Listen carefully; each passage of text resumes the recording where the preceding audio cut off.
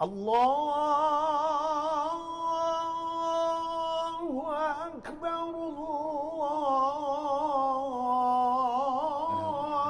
الله أكبر. السلام عليكم ورحمة الله وبركاته. الحمد لله الذي أمرنا بأخذ الحلال ونهانا عن أخذ الحرام. اللهم صل وسلم وبارك على عبدك ورسولك محمد وعلى آله وأصحابه أجمعين. أما بعد، أوصيكم وإياي نفسي بتقوى الله، فقد فاز المتقون وخسر الفاسقون. Hadirin hadirat sidang jamaah salat subuh dimuliakan Allah Subhanahu wa taala. Alhamdulillah wa syukurillah, kita masih banyak sekali diberi Allah nikmat, rahmat dan karunia-Nya yang pasti kita tidak akan mampu menghitung jumlah, apalagi menghitung nilai atas nikmat, rahmat, karunia Allah kepada kita. Alhamdulillah, kita baru saja dapat menunaikan salat fardu subuh kita di awal waktu secara berjamaah di rumah Allah yang mulia ini. Alhamdulillah, setelah salat kita masih ada waktu, kesempatan untuk kita duduk dalam majlis ilmu syariah sembari kita memperpanjang iktikaf di rumah Allah Subhanahu wa taala. Kembali kepada kajian kita fikih muamalah maliyah, dan kita sudah mulai membahas tentang masalah bab jual beli, babul bai'. Kita sudah membahas yang lalu tentang masalah pengertian jual beli di dalam fikih Islam, kemudian hukum daripada jual beli, dasar dibolehkannya jual beli di dalam Islam, kemudian hikmah dibolehkannya jual beli. Sekarang kita masuk kepada pembahasan selanjutnya di dalam kitab Al-Mu'tamad fil Fiqh Syafi'i. Ini pendapat yang kuat yang dipegang dalam mazhab Syafi'i terkait dengan arkanul bai' wa syurutuhu, rukun-rukun di dalam akad jual beli dan syarat-syarat yang harus terpenuhi pada masing-masing rukun. Di dalam istilah fikih atau usul fikih, kalau disebut rukun itu sesuatu yang ada tidaknya dia membuat keabsahan sesuatu itu bergantung kepadanya. Kalau dia tidak ada, maka hal tersebut tidak mungkin bisa berjalan,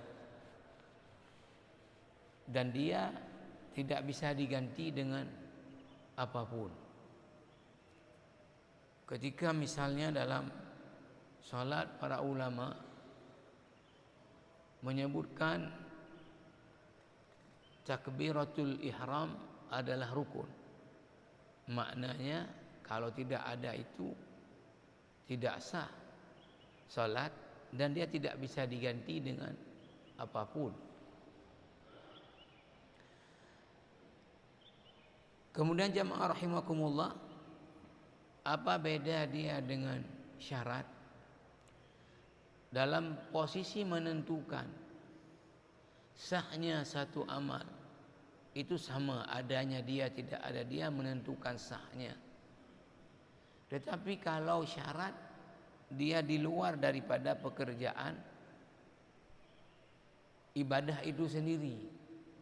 Syarat sah salat adalah suci dari hadas besar dan hadas kecil. Kalau enggak ada ini, tidak sah salat. Tapi dia bukan bagian dari pekerjaan salat. menutup aurat syarat sah untuk salat. Tidak menutup aurat tidak sah.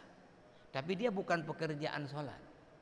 Tapi kalau rukun adalah bagian dari pekerjaan ibadah itu sendiri. Kalau istilah bahasa usulnya, kalau rukun itu ma yatawaqqafu alaihi sihhatu syai' wa kana juz'an minhu. Kalau syarat adalah ma yatawaqqafu alaihi sihhatu syai' wa laysa juz'an minhu. Para jamaah rahimakumullah, apa rukun-rukun dalam akad jual beli dan apa syarat di masing-masing rukun? Inna arkana aqdil bai' thalathah bil ijmali wa sittah bil tafsir. Dia secara global ada 3 rukunnya. Kalau dipecahkan lagi menjadi 6. Wahia al-aqidani al-bai' wal mushtari. Yang pertama adalah 2 orang yang membuat akad jual beli. Tentu di sini ada penjual dan pembeli. Ini kalau dijadikan satu adalah 2 orang yang membuat akad.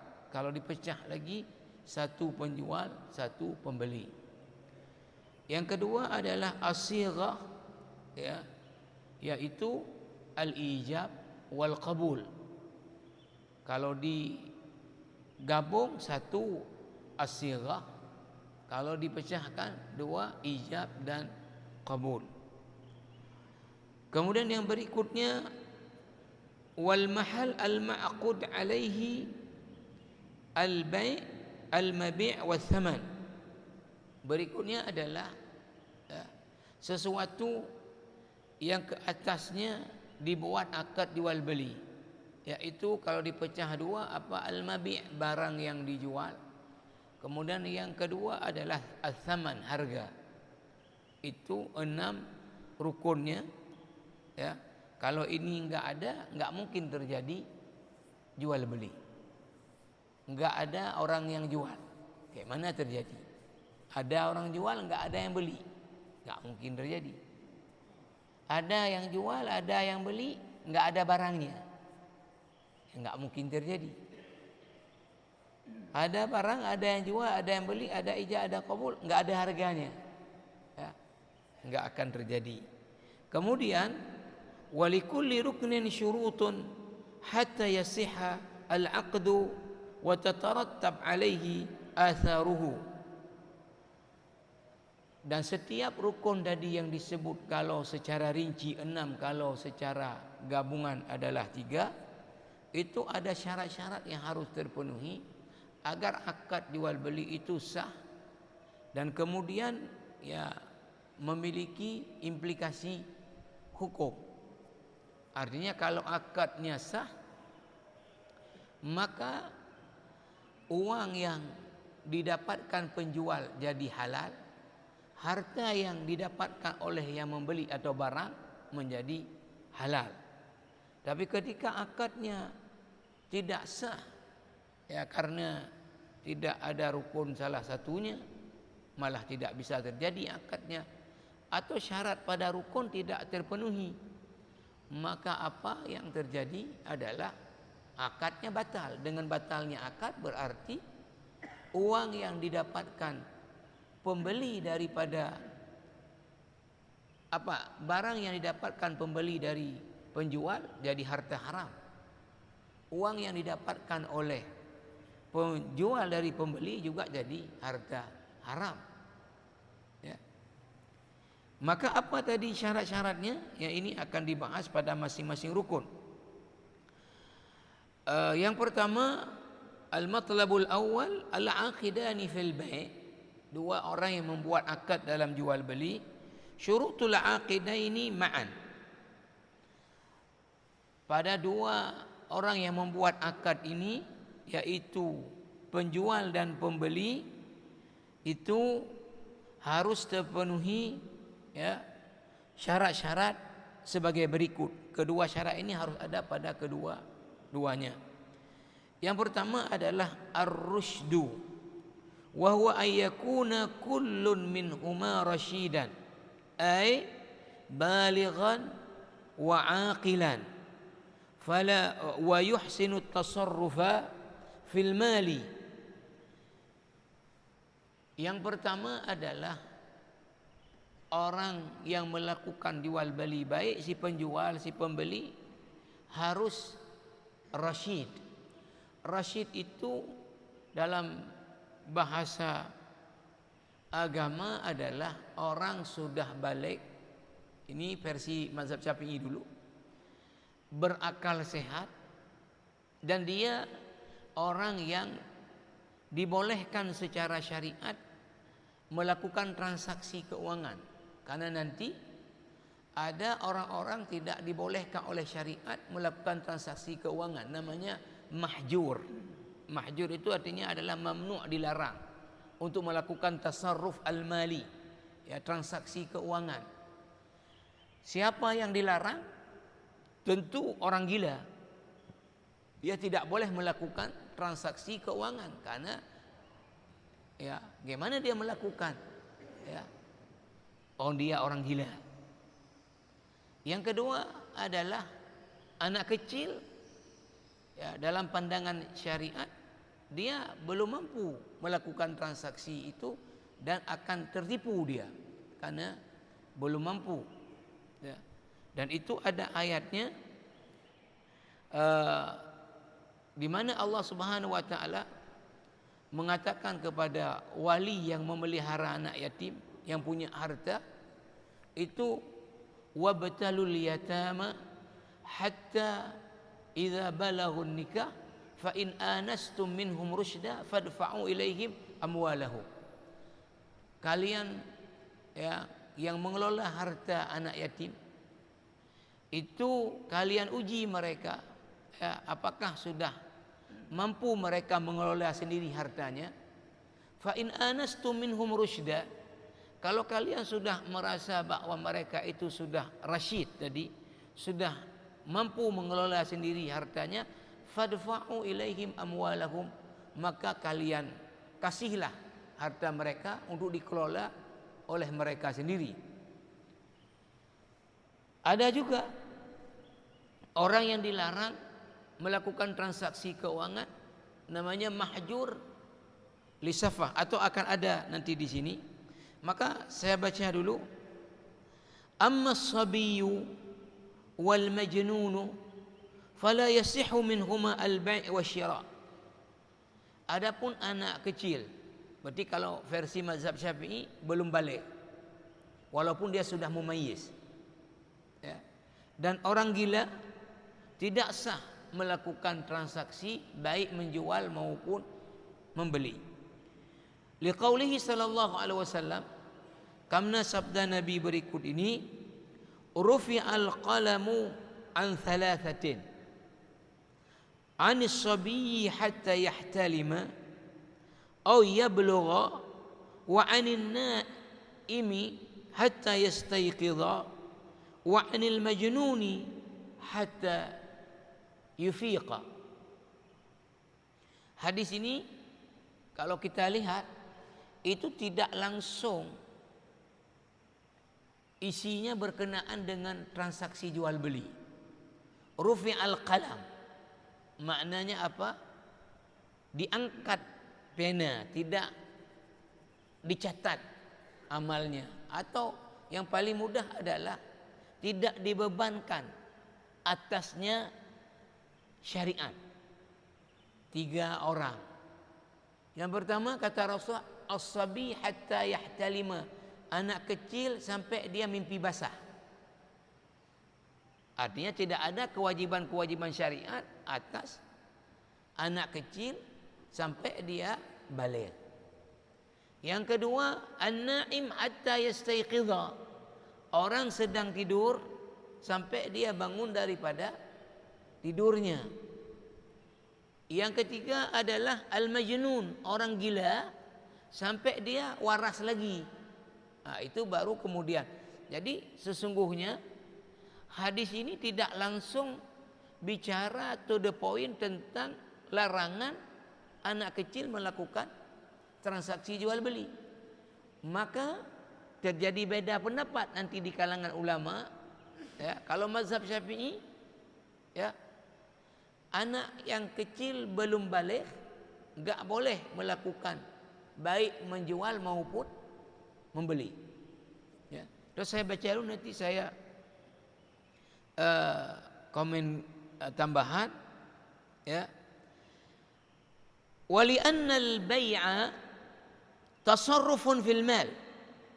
Karena jual beli itu adalah melakukan transaksi dalam hal harta.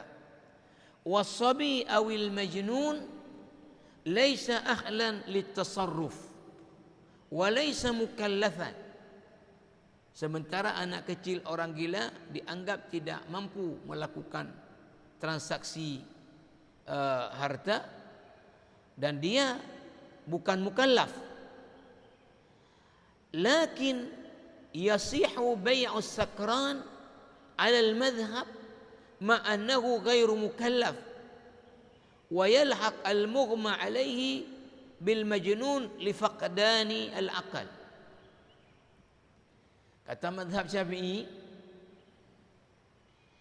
orang yang mabuk, ya.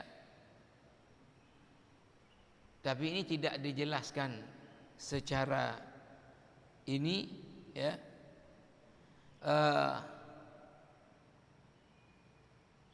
Saya baca dulu footnote di bawah ini karena di atasnya ada di bawah footnote. La yasihhu bai'u as-sabiyyi wa la shira'uhu wa sa'iru tasarrufatihi. Tidak sah, kata mazhab Syafi'i, jual beli anak kecil, baik dia jual maupun dia beli, wasair tasarrufatihi, dan juga transaksi dalam akad-akad yang lainnya, la li nafsihi wa la li ghairihi, tidak untuk dirinya apalagi mewakili orang lain, ya, apalagi mewakili orang lain. Kayak mana mewakili orang lain? Kan kadang orang sering, ya, kasih ke anaknya agam nyopak ke ablo takar 1 kilo. Anaknya kecil, apalagi kemudian sama anak kecilnya gam nyokal baru kok ke yahga bahungko. Tidak untuk dirinya apalagi mewakili orang lain.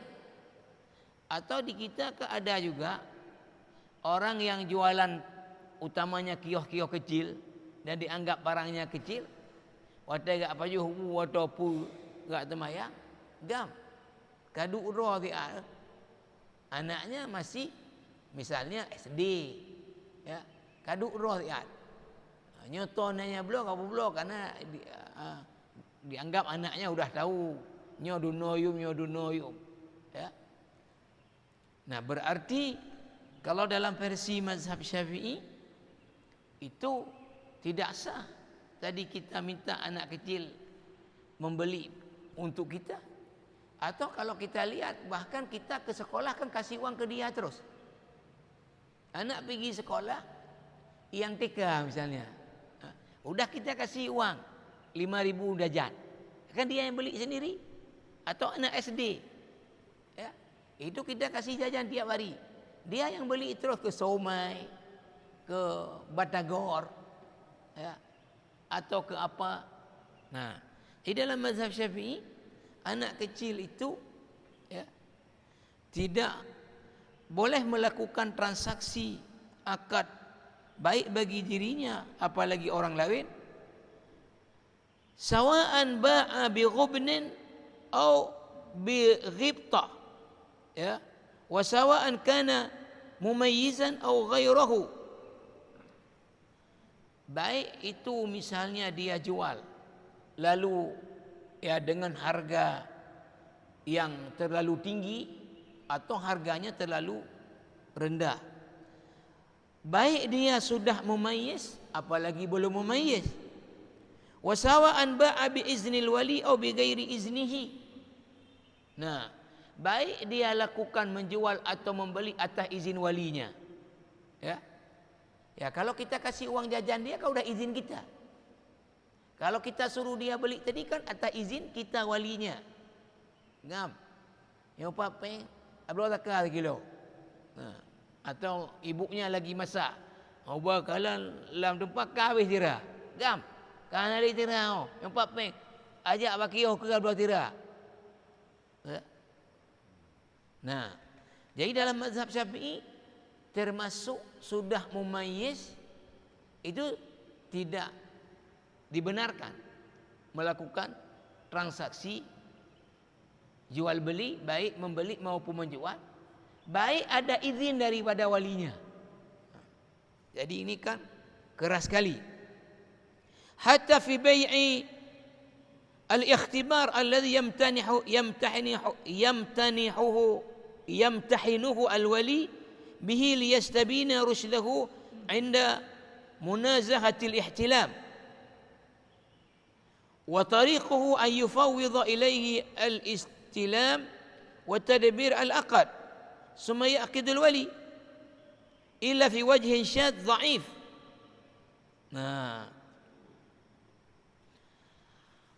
Bahkan kata mazhab Syafi'i tidak juga dibenarkan walau dalam proses untuk menguji anak ini udah ngerti enggak dia jual beli, ada walinya di situ.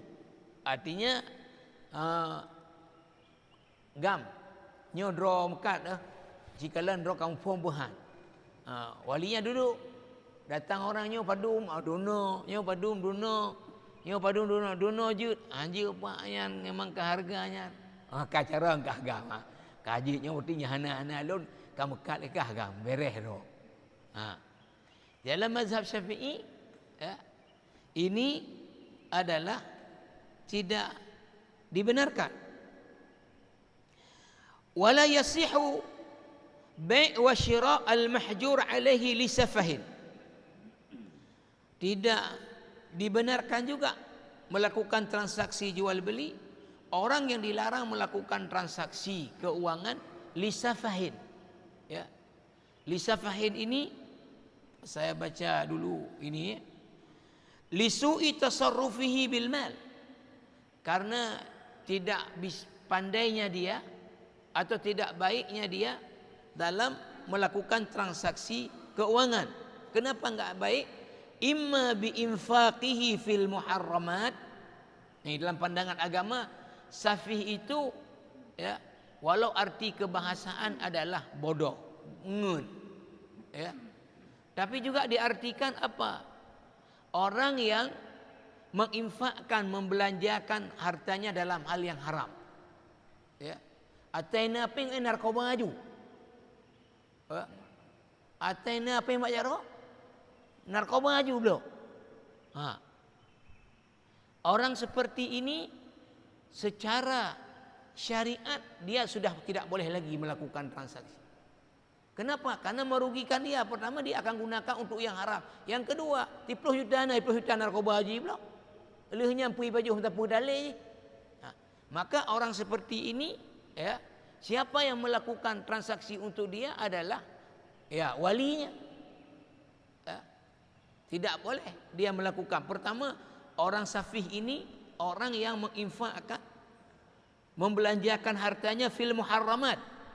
Atau tabdidihi fil mubahat, atau dia membelanjakan dalam al mubah tapi apa namanya ya karena tadi ya nget kan ada orang karena bangai nget kalau ada uang 1 juta nyabai je awak gede ibayu mendu bena ayu urang malihnya dah lang dia terpokak ke hana pesa pulih. Atau kalau dia ada uang berapa, datang ke tanya berapa, dibilang orangnya lagak ada luar nang grow sama padu, yudah nak tanya ju, pada yang terus lebih.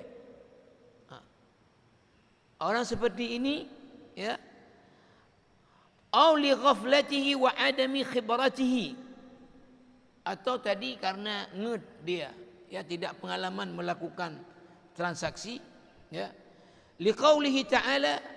Karena firman Allah, wabtalul yatama hatta idza balagun nikah fa in anastum minhum rusyda fadfa'u ilaihim amwalahum. فاشترط الله تعالى الرشد لتسليط الشخص على ماله واعتبار تصرفه. Maka berdasarkan ayat ini, ya, ayat ini sebetulnya anak yatim tadi yang langsung direct, tapi ada fa in anastum minhum rusyda, kalau kalian merasa mereka sudah rasyid, ya, jadi dipahami sudah rasyid, sudah balik, dan dia udah pintar, tidak tertipu lagi di dalam transaksi keuangan, ya, maka dibuatlah syarat oleh mazhab Syafi'i, ar-rusydu ini balik, berakal sehat, kemudian dia tidak membelanjakan itu kepada hal yang haram, ya, bukan artinya sekali dalam haram, tapi dia artinya tadi kayak narkoba, ya, atau ini apa yang belaju narkoba, ya, atau dia menginfakkan sesuatu di mubah, tapi karena bangai pada ye belaju ye lehnya hana apa yang li hana pikiran, ya, urang dengan kadang-kadang urang dengan hana pun ngoji hemak dan kabalik tapi ngut. Nah, jamaah rahimakumullah, nah kalau kita lihat pendapat mazhab Syafi'i dalam praktek kita ini kan tadi, ya, ada pendapat tapi dianggap adalah syadz dhaif. Kan seperti yang sudah saya sampaikan di pengantar dulu, di internal setiap mazhab juga terjadi beda pendapat. Antara ulama mazhab Hanafi beda pendapat, antara ulama mazhab Syafi'i sendiri juga terjadi beda pendapat. Nah, maka seperti kitab ini namanya Al-Mu'tamad fil Fiqh Syafi'i, pendapat yang kuatnya yang diangkat. Ada juga ulama mazhab Syafi'i yang mengatakan, ya, boleh, ya, anak yang sudah mumayyiz melakukan transaksi, tapi ini dianggap pendapat yang lemah dalam mazhab Syafi'i. Maka kalau kita lihat tadi dalam mazhab Syafi'i, ada izin wali pun sudah mumayyiz, kalau belum balik belum boleh. Sementara kita bilang dalam praktek kan paling banyak kita tadi jok penjajan untuk anak kita, karena kita pikir apa, pajak gajak dong baik kuliah ada ablo kerono, atau kecuali kita buat akad dengan orang yang Mekah pun nyeja anak lot, pergi laki nuju ngudun catat lo abayu, maka repot. Kayak paling banyak kita langsung nyopeng jajan ron kita kasih, lalu dia yang beli sendiri. Nah, dalam mazhab Syafi'i dan Hambali itu tidak membolehkan, tapi dalam mazhab Hanafi dan mazhab Maliki, anak yang sudah mumayyiz, ya, artinya dia sudah paham, ya, biasa istilah bahasa fikih ini yafhamul khitab wa yuhsin, ada apa namanya, orang sudah paham, kita suruh apa paham dia, ya, paham apa yang kita bicarakan dia sudah paham, kemudian dia sudah bisa melakukan sendiri istinja, wudu, maka biasa dipakai pada usia 7 tahun. Jadi anak kalau sudah masuk 7 tahun itu sudah mumayyiz, ya, dan mumayyiz sudah bisa memisahkan mana yang nyo bahaya yang dah grup orang patah, nyo tutung, gitulah. Nah, dalam mazhabnya Maliki dan Hanafi, يا ربنا لك الحمد كما ينبغي لجلال وجهك الكريم وعظيم سلطانك. اللهم صل على سيدنا محمد وعلى آله وصحبه أجمعين. اللهم أعنا على ذكرك وشكرك وحسن عبادتك. ربنا اغفر لنا ذنوبنا ولوالدينا وارحمهم كما ربونا صغارا، ولجميع المسلمين والمسلمات والمؤمنين والمؤمنات الأحياء منهم والأموات برحمتك يا أرحم الراحمين. اللهم انصر إخواننا المسلمين المستضعفين في فلسطين. اللهم